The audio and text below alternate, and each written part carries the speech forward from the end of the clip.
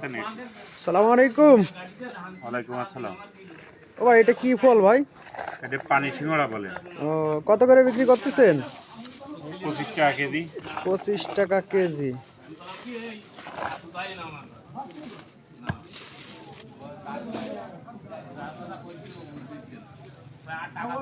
এটা ডাইরেক্ট সাতক্ষীরার থেকে নেসছি।